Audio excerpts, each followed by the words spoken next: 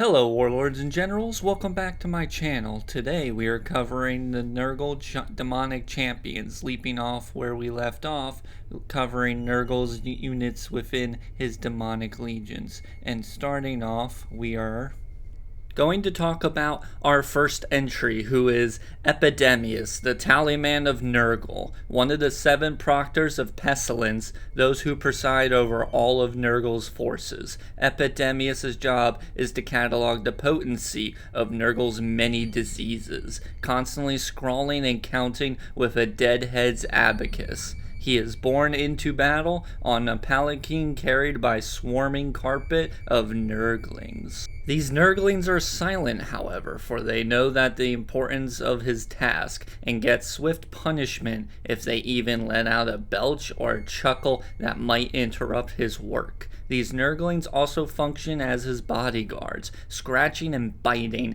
any who may try to interrupt his work. They also act as ink for his quills, the pus working perfectly for his writing. Epidemious finds himself in real space quite a lot, for he is always be where Nurgle's gift is at its most abundant. Any who perish leave a trail as they leave the mortal plane, for Nurgle's disease afflicts the body and the soul. And Epidemious can follow this trail and catalog the disease that claimed it, as well as drawing from some of the power from it to aid his master's cause. As celebration, his minions will tone bells for a new soul entering Nurgle's embrace. For when Epidemious is surveying and taking note, even when the smallest boil or sore, these notes are fed directly to Nergal to be stored as information for future experiments. For the more notes he takes, the more attention he gains of Nergal, the more power he is bestowed upon him and his legion, causing pestilence to erupt even more for him to catalog even more. That's the basics of Epidemious, so we will move on to the next champion, who is Horticlus Slimex, the Gardener of Nergal. With a thump of his tumor-hardened foot, Horticlus Slimex prods his mount, a molluscoid affectionately named Mulch. He makes his way into battle. Known as the Grand Cultivator, he is Nurgle's greatest gardener, and no attendant of his garden has or ever will come close to his abilities. Horticlus has been tending to garden ever since time in memoriam. He has not only a vast knowledge of the plant life within the garden, but has a natural talent and eye to know how best to make a flora of the garden grow fastest and as big as possible. Were it not for his patron, Horticlus would constantly and forever tend to the garden, but Nurgle's moods and plans prevent him from doing so. For Nergal moves in cycles, and after a time of watching his gardener work, he will send his herald to real space to spread the seed and growth, and there is no one better for the task. He approaches his task the same as his personality, humorless and no nonsense, for it is intense even for a plague bringer. The lack of contamination unsettling, and quickly sets on to bringing Nurgle's vegetation to reality as fast as possible. This also gets him back to his beauties back at the garden, for he trusts no one to plant in his absence. But even as his plow churns soil for Nurgle's fecundity, does Horticlus' patron grow restless yet again? Does he send the cultivator to war, using his rusted shears to pluck heads and limbs as if they were branches of a tree, conjuring tendrils of foul energy as he goes, the fecund-like growths such as the feculent gnarlballs, further augmenting the disease of spreading of Nurgle's minions. When he marches to war, beasts of Nurgle tend to follow him in Mulch's wake. Rarely is he seen alone in real space, often playing in the slime trail left in the wake of his mount. He tolerates their frolicking, but he cannot stand the Nurglings, and will often feed them to Mulch when no unclean one is looking, making the snail's bite and slime trail extremely toxic and disease-filled. Next up, we're going to be going back in time a little bit to discuss a character that was introduced within 30k rather than 40k. And on that note, we are going to introduce Corbac's Utter Blight. This demon prince of Nergal was part of a group of demons summoned during the Horus Heresy. This demon prince of the Ruined Storm, this one's name is Corbac's Utter Blight. He is known as the hope in people's hearts, subverting faith in order to bring despair. His first appearance was due to the Ruined Storm the Wordbearers had summoned in order to cut off Ultramar from Terra so that Horus's forces could siege Terra itself while the Emperor could not receive reinforcements from Ultramar. As this foul demon enters a battle, a tidal wave of filth and disease floods before him. Those unlucky enough to survive this wave are snatched up and thrown into his mouth, slowly fueling the demon prince to channel more of Nurgle's gifts.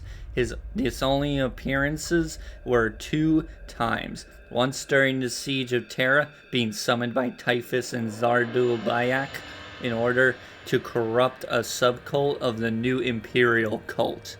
The second time was due to the ignorance of Yafreti-Kild, whose followers summoned him by accident. He was only to be banished once again by Custodes Aman Teramachian soon after. He has yet to be spotted since then, but he could simply be biding his time before he returns to real space, stalking the warp and waiting simply to come back and spread disease and Nurgle's gifts to the Imperium of Man once more. Not a ton of lore on Corbax, but he was overall a minor character within the Horus Heresy, so it's unsurprising. So I personally hope that Games Workshop expands on his lore in the future. But moving on, our next entry is going to be the Rainfather himself, Rodigus. Of the greater demons of Nergal, Rodigus the Rainfather is the most in alignment with the woes of the world, and save Nergal himself is the most generous of the Plague Legions. Those desperate enough for salvation, growth, and fertility, and if Rodigus answers, he always delivers. Being one of the greater unclean ones most often seen within real space, he answers prayers of the desperate on a constant basis, as the famous examples of Ulden the Agri-World. Cattle and other livestock had gone sterile on this world. They prayed to a fertility god, which seemingly answered their prayers. The livestock began to breed once again, but they kept giving birth, covering the ground with mutated beasts. It was then that they realized their doom and that the world was soon overrun by these mutated beasts that were just constantly being birthed and overrun with the disease of Nergal that they brought with them. When the Earthcast technology failed on Durtan, when they broke protocol and gave into the local superstitions and began praying to an ancient fertility god. Shortly after did rain start and didn't stop, turning the world into a plague-infested swamp, which is one of the Rodigus' blessings. He is surrounded by constant rain, known as the Great Deluge. Those who do not drown are crushed by his bulk. His other gift from Nergal is the ability to vomit filth on in an endless stream. What's more alarming is the filth can come from his stomach's mouth and any other mouth around his body.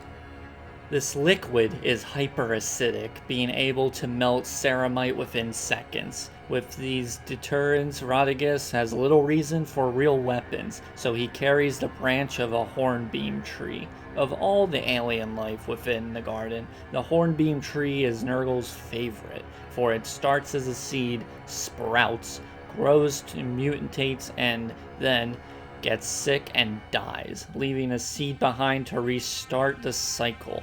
Each time it regrows, it'll die in a new, strange way each time. Carrying this branch is a show of high favor with Nergal. The Enscrolled Wood having regenerative magics. Due to his role during the Skulllands War, where Tzeentch, Slaanesh, and Nergal stormed Khorne's realm while his armies were distracted, the garden had extended to the Brass Citadel's base itself.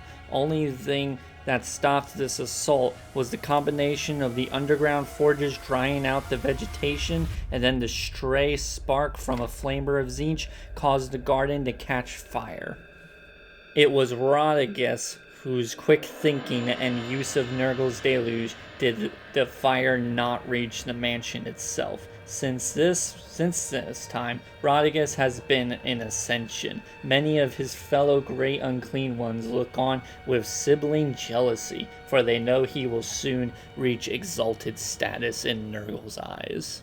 And that covers Rotigus's base. Next we're going to cover possibly Nurgle's most powerful demon in existence. Nurgle's most powerful Great Unclean One, and the second most disgusting thing to exist within or outside of the warp, is Scabathrax the Bloated, known also as Papa Gap, Lord of the Blighted Pit, Maggot Spawn, and the Wind of Nergal. In his incredibly ancient demon, Scabathrax is one of the most exalted amongst Nurgle's demons. He rules over a demon world that holds one of the greatest of Nurgle's spawning pits. Many of Nurgle's demons crawl forth, such as the Plague Bearers, after a mortal has succumbed to Nurgle's wrath. Only the most dedicated to Nurgle's worship can summon forth his ancient horror. When he does break the veil and enter real space, he spreads disease and corruption with his mere presence, a mercy to the universe that he has only ever been summoned twice within the last millennium. Once, where he was responsible for this devastating contagion of Veriath, and the second is the Siege of Vrax.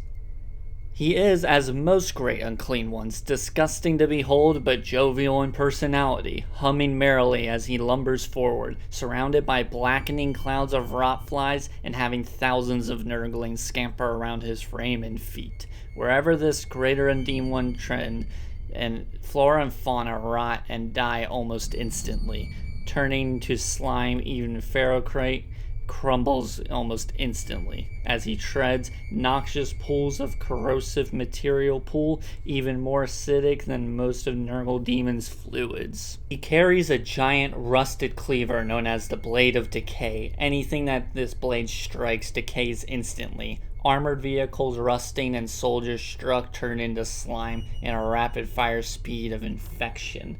When he was summoned to Vrax, many Osh demons from the Blighted Pit followed, including Plague Bearers, Nurglings, Heralds of Nergal, Chaos Spawn, and Demon Engines came forth. When confronted by Inquisitor Vokes of the Order Malleus, he was struck down with his weapon, turning the Demon Hunter into a puddle of organic slime. He was eventually struck down by Captain Stern of the Great Knights chapter. Even though he was sent howling back to the abyss, his virulence and disease, as well as his demonic followers, still rampaged across Vrax Prime. And on that note, after covering Scabathrax, that leads us to the end of covering Nurgle's demonic champions that at least have rules on the tabletop. I hope you enjoyed this video. If you enjoyed the video, please leave a like and a comment so that we can discuss lore or any commentary on how I can improve my lore coverage and video editing. If you'd like to support the channel, I do now have a Patreon for those who wish to support me, and also a Discord for those who would wish to join and discuss directly with me. And now that we have officially reached the end of the video, I hope you enjoyed this. You all have a wonderful day, and happy wargaming.